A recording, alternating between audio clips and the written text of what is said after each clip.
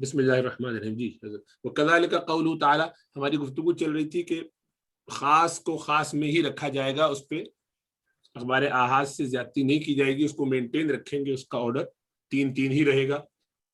طلاق کے حوالے سے جو بات ہو رہی تھی، پھر اس پہ اور کیا کیا چیزیں اس سے ثابت ہوں گی وہ بات ہو گئی تھی کہ طہور اور اس کی. تو آگے فرماتے مزید تفریق اور بات. کذالک قولہ تعالی، یہ دوسری ہے اس پہ. یعنی خاص کی ایک مثال ہو گئی. جی. والمطلقات یتربصن بانفسهن ثلاثه قروء، تو لفظ ثلاثہ خاص تھا. جی. اب خاص کی دوسری مثال قرآن کریم سے دے رہے ہیں. وكذلك قوله تعالى قد علمنا ما فرضنا عليهم في أزواجهم خاص في التقدير الشرعي فلا يترك العمل به باعتبار أنه عقد مالي فيعتبر بالعقود المالية فيكون تقدير المال فيه موكولا إلى رأي الزوجين كما ذكره الشافعي رحمه الله تعالى. اور اسی طرح اللہ تبارک و تعالی کا فرمان قد علمنا ما فرضنا علیہم فی ازواجہم سورہ احزاب میں ہے. ہم نے جان لیا جو ہم نے مقرر کیا ہے ان شوہروں پر ان کی بیویوں کے بارے میں. مہر کا مسئلہ ہے. جی. خاص سن تو فرضنا کا لفظ خاص ہے تقدیر شرعی میں. مطلب یہ کہ مہر کا مقرر کرنا یہ اللہ تبارک و تعالیٰ کی جانب سے ہے، یعنی اللہ تبارک و تعالیٰ کے علم میں ہے، اللہ نے اس کو مقرر کیا ہے. تو تقدیر شرعی مہر کی گویا اللہ کی جانب سے ہے. اور وجہ استدلال کیسے ہے خاص کا کہ فرد، ایک تو فرد یفرض، اس کا معنی ہے مقرر کرنا، تقدیر اور تعیین کے لیے وضع کیا گیا ہے. جیسے فریضۃ من اللہ، اللہ تبارک و تعالی نے میراث کے حصص کو بیان کرنے کے بعد آخر میں فرمایا فریضۃ من اللہ، یعنی اللہ تبارک و تعالی کی جانب سے یہ مقرر کیے گئے ہیں. اسی طریقے سے فنصف ما فرضتم، تو فرضتم بمعنی قدرتم، تقدیر کے معنی میں، تعیین کے معنی میں. اور دوسری بات یہ کہ نہ، فرض کی اضافت نہ ضمیر متکلم کی طرف ہے، تو غیر متکلم کی طرف نسبت کرتے ہوئے خاص ہو گیا نا کہ ہم نے مقرر کیا ہے. تو فرضنا کا لفظ خاص ہے، یہ یاد رکھیں یہاں. فلا یترک العمل به، تو اس پر عمل کو ترک نہ کیا جائے گا قیاس کرتے ہوئے اس بات پر کہ وہ عقد مالی ہے. قیاس کرنے والے یہاں امام شافعی رحمہ اللہ تعالی ہے.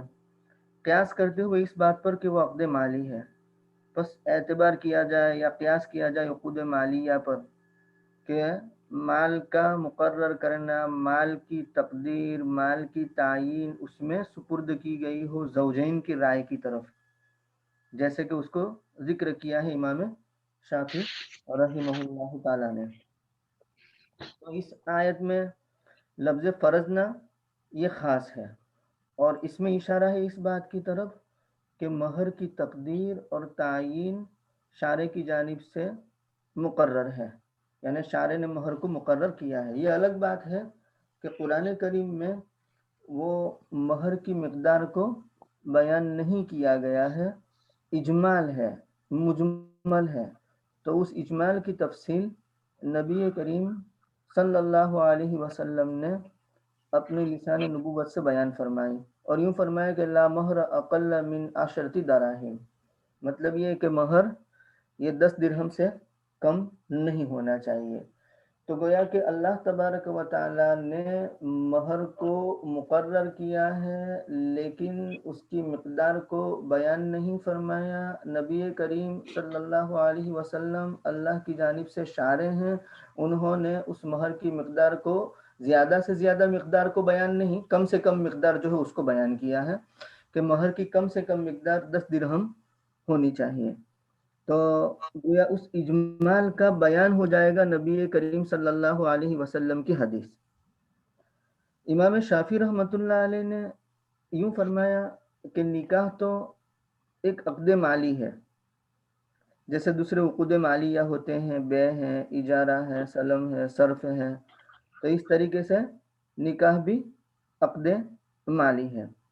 اور جیسے بے کے اندر آپس میں متعاقدین جس ثمن پر بھی جس قیمت پر بھی رضامند ہو جاتے ہیں وہی طے ہو جاتا ہے. اسی طریقے سے نکاح بھی جب ایک مالی عقد ہے اور عقد مالیہ کی طرح میاں بیوی جس چیز پر بھی راضی ہو جائیں گے وہ مہر مقرر سمجھا جائے گا، چاہے وہ کم ہو چاہے وہ زیادہ ہو، تو ان کی آپس کی رضامندی پر جو بھی ہوگا وہ مہر مقرر ہو جائے گا. یہ امام شافعی رحمۃ اللہ علیہ نے قیاس کیا ہے عقود مالیہ پر.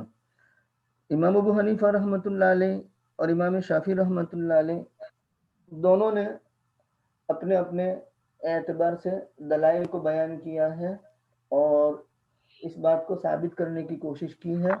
امام شافعی رحمۃ اللہ علیہ نے یہ ثابت کرنے کی کوشش کی کہ نکاح کیا ہے، ایک عقد مالی ہے، اور امام ابو حنیفہ رحمۃ اللہ علیہ نے یہ ثابت کرنے کی کوشش کی کہ نکاح یہ ایک عبادت ہے.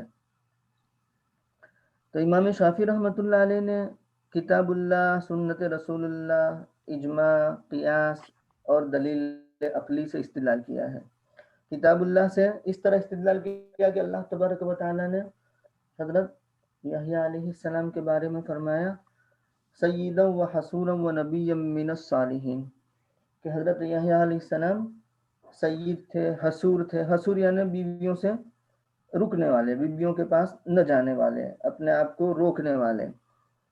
ترک نکاح پر گویا کہ حضرت یحییٰ علیہ السلام کی تعریف کی گئی.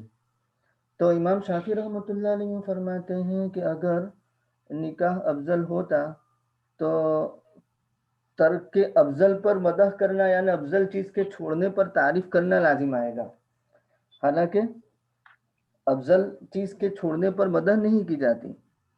تو اس سے معلوم ہوا کہ نکاح کا ترک گویا کہ افضل ہے ان کے نزدیک. نکاح افضل نہیں ہے، نکاح نہ کرنا افضل ہے. اور سنت رسول اللہ صلی اللہ علیہ وسلم سے استدلال کیا کہ ما ترکت بعدی فتنتن اضر علی الرجال من النساء، کہ میں نے اپنے بعد کوئی فتنہ جو زیادہ برا ہو مردوں پر بنسبت عورتوں کے نہیں چھوڑا. تو گویا کہ بدترین فتنہ اس کو قرار دیا. تو فتنہ عورتوں کا فتنہ ہوگا، تو فتنے میں انسان نکاح کی وجہ سے مبتلا ہوتا ہے، تو نکاح کے مقابلے میں نکاح کا چھوڑنا افضل ہوگا. اور اجماع کے اعتبار سے دلیل کیا ہے؟ تو کہا کہ کافر نکاح کا اہل ہے. اگر نکاح عبادت ہوتا جیسا کہ امام ابو حنیفہ رحمۃ اللہ علیہ کا مذہب ہے تو کافر نکاح کا اہل نہ ہوتا، کیونکہ کافر عبادت کا اہل ہوتا نہیں ہے. تو اس سے بھی ثابت ہوا کہ نکاح عبادت نہیں ہے. اور قیاس کس طرح؟ قیاس سے استدلال اس طرح کیا گیا کہ نکاح ایک عقد مالی ہے تو دوسرے عقود مالیہ کے مشابہ ہوگا. تو عقود مالیہ کے ساتھ مشغول ہونے کے مقابلے میں نفلی عبادت میں مشغول ہونا افضل ہے. تو اسی طرح نکاح کے ساتھ مشغول ہونے کے مقابلے میں نوافل میں مشغول ہونا افضل ہوگا. تو یہ استدلال ہوا قیاس سے. اور دلیل عقلی سے استدلال اس طرح کیا کہ نکاح کے ذریعے انسان اپنی خواہشات پوری کرتا ہے، تو نفس کو اس کا حظ دیتا ہے، اس کا حصہ دیتا ہے، اس کا جو انجوائمنٹ ہے وہ دے رہا ہے. تو نفلی عبادت میں مشغول ہو کر آدمی اللہ کے دشمن شیطان اور نفس کو مغلوب کرتا ہے، تو اللہ کی خوشنودی وہ طلب کرتا ہے. اور یہ بات طے شدہ ہے کہ دوسری چیز یعنی اللہ کو خوش کرنا، شیطان اور نفس کو مغلوب کرنا، اللہ کی رضامندی حاصل کرنا، یہ بہتر ہے پہلی چیز سے کہ نفس کو اس کا حظ دیا جائے، اس کا حصہ دیا جائے. لہذا نفلی عبادت میں مشغول ہونا نکاح میں مشغول ہونے سے افضل ہوگا. تو یہ امام شافعی رحمۃ اللہ علیہ کے دلائل ہیں اس بات کے کہ ترک نکاح افضل ہے نکاح کے مقابلے میں. امام ابو حنیفہ رحمۃ اللہ علیہ ان کے یہاں بھی کتاب اللہ، سنت رسول اللہ، اجماع، قیاس اور دلیل عقلی سے استدلال کیا گیا ہے کہ نکاح یہ افضل ہے اور عبادت ہے. کتاب اللہ میں اللہ تبارک و تعالیٰ نے فرمایا وَأَنكِحُوا الْأَيَامَ مِنكُمْ وَالصَّالِحِينَ مِنْ عِبَادِكُمْ وَإِمَائِكُمْ إِنْ يَكُونُوا فُقَرَاءَ يُغْنِهِمُ اللَّهُ مِنْ فَضْلِهِ۔ تو آیت کا مطلب یہ ہے کہ تم نکاح کرو بیوہ عورتوں کا اپنے اندر، اور جو نیک ہو تمہارے غلام اور باندیاں اگر ہوں گے مفلس تو اللہ تبارک و تعالیٰ ان کو غنی کر دے گا اپنے فضل سے۔ تو اس آیت میں اللہ تبارک و تعالیٰ نے نکاح کو مندوب قرار دیا ہے، اور نکاح کرنے والوں کو صلاح کے ساتھ متصف کیا ہے کہ وَالصَّالِحِينَ مِنْ عِبَادِكُمْ، اور دوسرا نکاح کی وجہ سے غنا اور برکت ہوگی، مال آئے گا۔ تو یہ سب باتیں نکاح کی فضیلت پر دلالت کرنے والی ہیں۔ تو جب یہ بات ہے تو نوافل میں مشغول ہونے کی بنسبت نکاح میں مشغول ہونا بہتر ہوگا۔ اور حدیث سے نبی کریم صلی اللہ علیہ وسلم نے فرمایا نکاح من سنتی فمن رغب عن سنتی فلیس منی، یعنی نکاح میرا طریقہ ہے اور جو میرے طریقے سے روگردانی کرے وہ مجھ سے نہیں ہے۔ تو اس حدیث میں نبی کریم صلی اللہ علیہ وسلم نے نکاح کو میرا طریقہ بیان کیا، تو اس سے گویا نکاح کا عبادت ہونا ثابت ہوتا ہے، نکاح کا سنت ہونا ثابت ہوتا ہے، نکاح کی فضیلت ثابت ہوتی ہے۔ اجماع سے استدلال اس طرح کیا کہ امت کا اس بات پر اجماع ہے کہ جہاد کی تیاری میں مصروف رہنا نوافل میں مشغول رہنے سے افضل ہے، اور یہ بات طے شدہ ہے کہ نکاح کے ساتھ مشغول ہونا جہاد کی تیاری کی ہی قبیل سے ہیں۔ کیسے کہ نکاح کے ذریعے مرد حاصل ہوں گے، اور مردوں کا حاصل کرنا گھوڑوں اور اونٹوں کے حاصل کرنے کے مقابلے میں اہم ہے۔ نکاح نہ ہوتا تو مسلمانوں کی نسل ہی منقطع ہو جاتی، اور جب منقطع ہو جاتی نسل تو کافر غالب آ جاتے۔ تو خلاصہ یہ کہ نکاح بھی جہاد کی تیاری کی قبیل ہی سے ہے۔ تو جہاد کی تیاری میں مشغول ہونا نوافل میں مشغول ہونے کی بنسبت افضل ہے، اور جب یہ بات ہے تو نکاح میں مشغول ہونا نوافل میں مشغول ہونے سے افضل ہے ہو گیا۔ اور قیاس سے کیسے استدلال کیا جائے گا کہ نکاح حضرت آدم علیہ السلام کی بیٹیوں کی عصمت اور ان پر خرچ کرنا، ان کی دیکھ ریکھ کا سبب ہے۔ تو نکاح گویا کہ بر اور احسان کے مشابہ ہو گیا، یعنی نیکی کسی کے ساتھ کرنا، کسی کے ساتھ اچھا سلوک کرنا، اور کسی کے ساتھ نیکی کرنا اور اچھا سلوک کرنا، کسی کی خدمت کرنا، یہ نوافل میں مشغول ہونے سے افضل ہے، کیونکہ نیکی اور احسان یہ عبادت متعدی ہے، یعنی اس کا فائدہ دوسروں تک پہنچتا ہے۔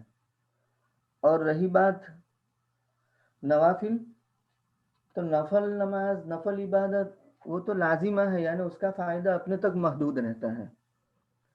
تو وہ عبادت جو متعدی ہو وہ بہتر ہے اس عبادت سے جو لازم ہو، یعنی وہ عبادت جس کا فائدہ دوسروں تک پہنچے اس عبادت سے بہتر ہے جس کا فائدہ اپنے تک محدود رہے۔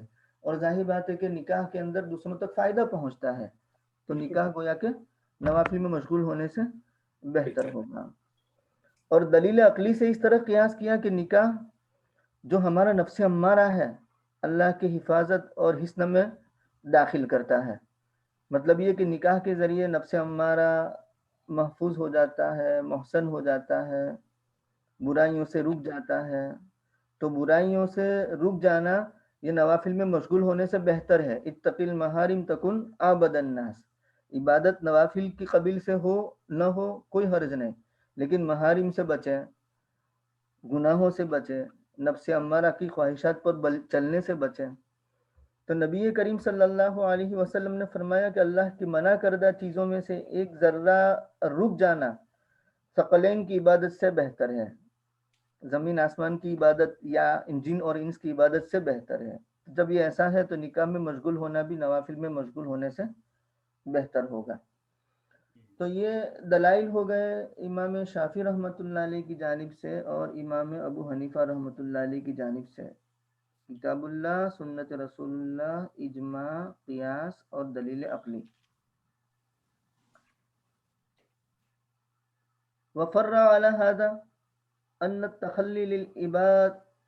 التخلي لنفل العبادة أفضل من الاشتغال بالنكاح، جب دونوں جانب سے یہ بات طے ہو گئی کہ امام ابو حنیفہ رحمۃ اللہ علیہ کے نزدیک نکاح عبادت ہے اور نوافل میں مشغول ہونے سے بہتر ہے، اور امام شافعی رحمۃ اللہ علیہ کے یہاں نکاح یہ مفضول ہے اور نوافل میں مشغول ہونا افضل ہے اس کے مقابلے میں، تو یہ اصول بن گیا۔ اب اس پر یہ تفریح نکال رہے ہیں کہ نفل عبادت کے لیے خلوت گزینی یعنی اکیلا رہنا یہ بہتر ہے نکاح میں مشغول ہونے سے۔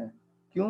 اس لیے کہ ان کے یہاں نکاح یہ عبادت نہیں اور ہمارے یہاں نکاح عبادت ہے، اور مباح قرار دیا نکاح کے باطل کرنے کو طلاق کے ذریعے جس طرح چاہے شوہر ایک ساتھ اور الگ الگ، کیونکہ ان کے یہاں نکاح کیا ہے؟ عقد مالی ہے، تو عقد مالی کے اندر کیا ہوتا ہے؟ بے کے اندر کیا ہوتا ہے؟ بے جس طرح چاہے فسخ کر سکتے ہیں، خیار شرط رکھ کر، خیار رویت سے، خیار عیب سے، ہر طریقے سے بے کو فسخ کیا جا سکتا ہے۔ تو جیسے بے کو فسخ کیا جا سکتا ہے دونوں متعاقدین جس طرح چاہیں، تو اس طریقے سے نکاح کو بھی باطل کر سکتے ہیں، ختم کرنے کی اجازت ہے، جس طرح شوہر چاہے ایک طلاق کے ذریعے ختم کر دے یا دو طلاق کے ذریعے یا تین کے ذریعے، پھر تین طلاق ایک توہر میں دیں یا الگ الگ تین توہر میں دیں، اور اگر ایک لفظ سے تین طلاقیں دے کر نکاح ختم کرنا چاہے تو اس کی بھی اجازت ہے۔ وہ اباہ ارسالت طلاقی، اباہ یعنی مباح قرار دیا تین طلاق کے چھوڑنے کو ایک جملے میں، یعنی تجھے تین طلاق کیوں، یہ کہنا بھی درست ہو جائے گا، کیوں ان کے نزدیک نکاح یہ عقد مالی ہے، تو بلا کراہت ہر طرح سے ختم کرنا جائز ہے۔ امام ابو حنیفہ رحمۃ اللہ علیہ کے نزدیک دو طلاق یا تین طلاق یا ایک توہر میں جمع کرنا ایک لفظ سے یا ایک ہی جملے میں تین طلاق دے دینا یہ سب بدعت ہے، تو اس کے ارتکاب کی وجہ سے اس درجے کا وہ گنہگار ہوگا۔ اس کی وجہ یہ ہے کہ اس کا یہ عمل خلاف سنت ہے، اور خلاف سنت اس لیے ہے کہ نکاح ایسی سنت ہے جس کے ساتھ دینی اور دنیاوی مصالح متعلق ہوتے ہیں، تو اس کو بقدر ضرورت ہی باطل کرنا جائز ہوگا۔ تو یہ ضرورت ایک طلاق دے کر بھی پوری ہو سکتی ہے، اور ایک توہر میں دو طلاق یا تین طلاقوں کو جمع کرنا یا ایک لفظ سے تین طلاق کو واقع کرنے کی ضرورت نہیں ہے، یہ سب مکروہ اور بدعت ہوگا۔ وجعل عقد النکاح قابلا للفسخ بالخلع، اور امام شافعی رحمۃ اللہ علیہ نے عقد نکاح کو فسخ کے لیے قابل بنایا خلا کے ذریعے، مطلب یہ ہے کہ خلا کے ذریعے نکاح کو قابل فسخ بنایا ہے انہوں نے۔ فسخ کے ذریعے بھی نکاح، جیسے بے کے اندر اقالہ ہوتا ہے نا، اور فسخ کر دیتے ہیں، کینسل کر دیتے ہیں، تو اس طریقے سے نکاح کو بھی خلا کے ذریعے فسخ کیا جا سکتا ہے۔ امام ابو حنیفہ کے نزدیک خلا طلاق بائن ہے، فسخ نکاح نہیں ہے۔ امام شافعی رحمۃ اللہ علیہ کے یہاں خلا یہ فسخ نکاح ہے، اور ہمارے یہاں خلا طلاق بائن ہے۔ اور ثمرہ کہاں ظاہر ہوگا؟ ثمرہ اس طرح ظاہر ہوگا کہ اگر کسی نے اپنی بیوی سے خلا کیا تو امام ابو حنیفہ رحمۃ اللہ علیہ کے یہاں بعد میں اگر وہ اس سے نکاح کرتا ہے تو وہ تین طلاق کا مالک رہے گا۔ دو کا نہیں، امام شافعی کیا تین کا، ان کے فسخ ہے نا، ہاں فسخ ہے بائن ہے، تو تین کا مالک رہے گا۔ اور امام ابو حنیفہ رحمۃ اللہ علیہ کے یہاں خلا یہ طلاق بائن ہے، تو اگر بعد میں نکاح کر لیتا ہے خلا کے بعد تو اس صورت میں وہ دو طلاق کا مالک ہوگا، کیونکہ خلا کی وجہ سے ایک طلاق بائنہ سمجھی جائے گی، تو اس طرح اختلاف کا ثمرہ ظاہر ہوگا۔ تو ان کے جوابات بھی دیے، شوافی کے جو جواب دیا حناف نے، ہاں، تو بھی دیکھ لیجیے۔ پہلی دلیل یہ تھی کہ اللہ تبارک و تعالیٰ نے حضرت یحییٰ علیہ السلام کے باب میں فرمایا سیدا و حصورا و نبیا من الصالحین، تو اس کا جواب یہ ہے کہ حضرت یحییٰ علیہ السلام کی حصور ہونے کی حیثیت سے مدح اور تعریف کی گئی ہے، تو اس سے یہ بات لازم نہیں آتی کہ جو دوسری بات ہے وہ گویا کہ افضل ہو۔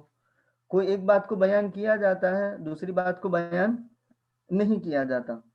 یہاں اس کی مثال دی ہے کہ مثال کے طور پر ایک شخص کی شاعر ہونے پر مدح کی گئی کہ بہترین شاعر ہے، تو یہ مدح فقیر صابر کی افضلیت کے منافی منافی نہیں ہوگی، یعنی اس کے خلاف نہیں ہوگی. اس سے یہ اخذ نہیں کیا جا سکتا کہ فقیر صابر افضل نہیں ہے.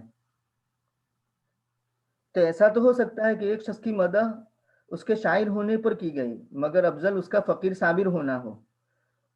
اسی طرح یحییٰ علیہ السلام کا حسور ہونے پر ممدوح ہونا افضلیت نکاح کے منافی نہیں ہے. یعنی ممدوح حسور ہونے پر ان کی مدح کیا جانا یہ الگ چیز ہے، اور نکاح کا افضل ہونا یہ الگ چیز ہے. دونوں میں کوئی منافات نہیں ہے. اور یہ بھی ہو سکتا ہے کہ حضرت یحییٰ علیہ السلام کی شریعت میں نکاح کا ترک یہ افضل رہا ہو، اور شریعت محمدیہ میں اس کو منسوخ کر کے نکاح کو افضل قرار دے دیا ہو. یہ بھی ہو سکتا ہے. تو خلاصہ یہ کہ آیت میں ترک نکاح کی افضلیت پر کوئی دلیل نہیں. اور رہی بات دوسری حدیث جو بیان کی امام شافعی رحمۃ اللہ علیہ نے کہ ما ترکت فتنۃ اضر علی الرجال من النساء، تو امام شافعی رحمۃ اللہ علیہ کی جانب سے جو حدیث پیش کی گئی اس کا جواب یہ ہے کہ یہ حدیث اس شخص کے بارے میں ہے جس کو نکاح کرنے کے بعد اس بات کا یا نکاح کرنے کا ارادہ رکھتا ہے لیکن وہ اندیشہ رکھتا ہے، مطلب یقین ہے اس کو کہ اگر میں نکاح کروں گا تو بیوی پر ظلم ہو جائے گا، زیادتی ہو جائے گی، میں حدود اللہ کو قائم نہیں رکھ سکوں گا، عورت پر ظلم کروں گا. تو ایسوں کے لیے یہ ہوگا کہ وہ نوافل میں مشغول رہے. اس کے تو ہم بھی قائل ہیں کہ جس کو اپنی ذات پر اس بات کا اندیشہ ہو اور خوف ہو کہ میں نکاح کروں گا تو بیوی پر ظلم کروں گا، اس کے حقوق ادا نہیں کروں گا، تو اس کے لیے وہ فتنہ بن سکتا ہے. لیکن جو تقوی کے ساتھ مطلب نکاح کو نبھائے تو اس کے لیے یہ بات نہیں ہے. دوسرا جواب یہ دیا جا سکتا ہے کہ ترک نکاح اور نکاح کے افضل ہونے کے سلسلے میں حدیث متعارض ہیں. جب حدیث متعارض ہو تو آثار صحابہ کی طرف رجوع کریں گے. تو عبداللہ ابن مسعود رضی اللہ تعالیٰ عنہ کا اثر یہ ہے، وہ یوں فرماتے ہیں کہ اگر مجھے یہ معلوم ہو جاتا کہ میری زندگی کے صرف 10 دن باقی رہ گئے ہیں تو میں سوائے نکاح کے اور کسی چیز کے ساتھ مشغول نہ ہوتا. تو اس سے یہ معلوم ہوا کہ نکاح میں مشغول ہونا نوافل میں مشغول ہونے سے افضل ہے. اجماع امام شافعی رحمۃ اللہ علیہ نے یہ بیان فرمایا تھا کہ کافر یہ عبادت کا اہل نہیں ہوتا، اور کافر نکاح کا اہل ہے تو معلوم ہوا کہ نکاح یہ عبادت نہیں ہے. تو اس کا جواب یہ ہے کہ کافر کا اہل نکاح میں سے ہونا یعنی نکاح کا اہل ہونا یہ اس بات کے منافی نہیں کہ نکاح ہم مسلمانوں کی طرف نسبت کرتے ہوئے تو عبادت ہے لیکن ان کی طرف نسبت کرتے ہوئے عبادت نہیں ہے. جیسے وضو ہے تو کافر اس کا اہل ہے مگر وضو ہمارے اعتبار سے عبادت ہے. تو نسبت بدل گئی نا، ہماری طرف نسبت کرتے ہوئے وہ عبادت ہے، کافروں کی طرف نسبت کرتے ہوئے وہ عبادت نہیں ہے. تو ہم تو اپنی طرف نسبت کرتے ہوئے کہتے ہیں کہ یہ عبادت ہے. ٹھیک ہے نا؟ جی ہاں بالکل. یہ کافر بھی کر سکتا ہے نا، وہ بھی وضو کر لے اگر بیٹھ کے یا نماز بھی پڑھنا شروع کر دے، لیکن اس کے حق میں عبادت نہیں ہوگی. آج کل کافر حضرات ہیں جو روزہ بھی رکھتے ہیں. ہمارے ساتھ اس سال رمضان میں ایک ہمارا کنسلٹنٹ ہے گیسٹرنٹرولوجسٹ، اس نے مجھ سے قرآن مانگا تھا رمضان سے پہلے، ترجمے والا اور ٹرانسلیٹریشن والا پورا. اس نے مہینے ہر روز 4-4 5-5 صفحے پڑھے اور ہر روز مجھے دکھائے. اس نے نوٹس لے کر سارے روزے رکھے اور نمازیں ادا کی. 2 نمازیں لیکن پڑھتا تھا، صبح اور شام کی پڑھ لیتا ہوں، بیچ میں کام میں موقع نہیں ملتا. پورا رمضان اس نے ایسے گزارا جیسے کہ مسلمان گزارتے ہیں. میرے جو پیچھے جمعہ پڑھنے ہر دفعہ پہنچ جاتا ہے. تو اس کے لیے عبادت نہیں ہے لیکن اس کو قادر تو ہے، وہ بھی اس طرح نکاح کرنے پر غیر مسلم قادر ہوتا ہے. اور قیاس کا جواب؟ قیاس کا جواب یہ دیا ہے کہ نکاح کو عقد مالی قرار دینا درست نہیں ہے. نکاح میں مال اللہ کا حق ہے جو شروع میں نکاح میں مہر کی عظمت کو ظاہر کرنے کے لیے ہوتا ہے. اسی وجہ سے زوجین اگر مال کی نفی کر دیں یعنی مہر کی نفی کر دیں تب بھی لازم ہوتا ہے. مہر طے نہ کیا ہو تب بھی مہر دینا پڑے گا. حج اور جہاد میں مال کا خرچ کرنا ہوتا ہے. بالکل. تو حج اور جہاد کے اندر مال کا پایا جانا حج اور جہاد کو عبادت ہونے سے خارج نہیں کرتا. بالکل. اور نہ ہی اس کو عقود مالیہ میں داخل کرتا ہے. تو اسی طرح نکاح کے اندر مال کا ہونا نکاح کو عبادت ہونے سے خارج نہیں کرے گا. یعنی مال اور عبادت دونوں جمع ہو سکتے ہیں. بالکل سمجھ میں آیا نوجوانوں؟ تو مال خرچ کرنے کی وجہ سے یہ نہیں کہا جا سکتا کہ وہ عقد مالی ہو گیا. حج کے اندر مال خرچ ہوتا ہے تو کیا کوئی کہتا ہے کہ حج عقد مالی ہے؟ جہاد کے اندر مال خرچ ہوتا ہے تو کوئی کہتا ہے کہ جہاد عقود مالیہ میں سے ہے؟ نہیں، وہ عبادت ہی باقی رہتا ہے۔ تو نکاح کے اندر بھی مال خرچ ہونے کی وجہ سے وہ عبادت سے باہر نہیں نکلے گا، عبادت ہی رہے گا۔ اور دلیل عقلی کا جواب یہ ہے کہ نکاح اگرچہ لذتوں اور شہوتوں میں مشغول ہونا ہے، لیکن بہت سی مصالح دینی اور دنیاوی کا وسیلہ ہے، جس کو حاصل کرنا خیر ہی خیر ہے، بھلائی ہی بھلائی ہے۔ جزاک اللہ خیر۔ اس کو آج یہاں چھوڑ دیتے ہیں، کچھ بہت سارے کام ابھی رہ گئے ہیں، تو انشاءاللہ